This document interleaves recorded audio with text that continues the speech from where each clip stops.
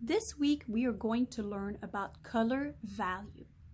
Color value is how a color is light or dark by adding white or black. So if I have a color value that is light, because I added some white, I call that a tint.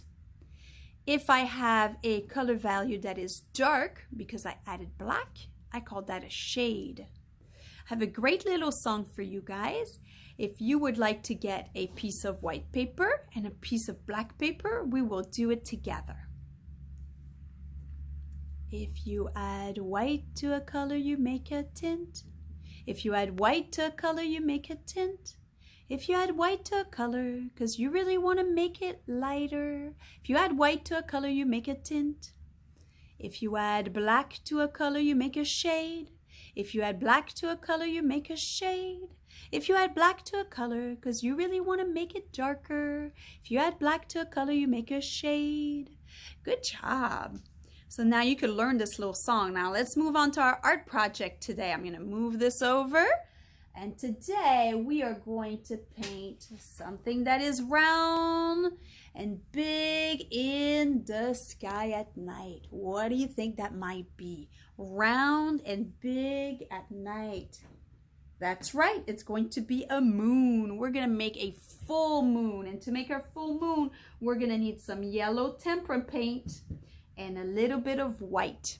Now, you're going to mix these together because we are making a tint of yellow. So I'm going to mix these together. Now, my white is kind of chunky, so mix it really good.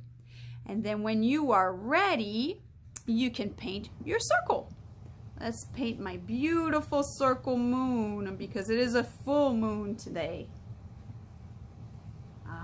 There we go. Now on the moon, sometimes there's asteroids that go and bump on the moon by accident. And what do we call the holes in the moon? Do you know? They're called craters. So I'm going to draw some big craters. Oh, did you see how I did that? I turned my paintbrush around. I'm using the back of the paintbrush. You can make some small little craters. You can make half craters. There we go, lots of craters on this moon. Now I'm gonna add some stars. So to make a star, all you have to do is put a little dab of paint, turn it around, make a little X and a plus sign. Let's make another one over here. Let's make an X and a plus sign. And on this side too. X and a plus sign. That's a great way to make little stars and so easy, right? There we go. I could continue and add a whole bunch more if I want to, but I'm going to stop right here. Next week we're going to add a branch of a tree and an owl. So make sure you keep this picture because we're going to add on next week. Have a great day. Have fun with your moon.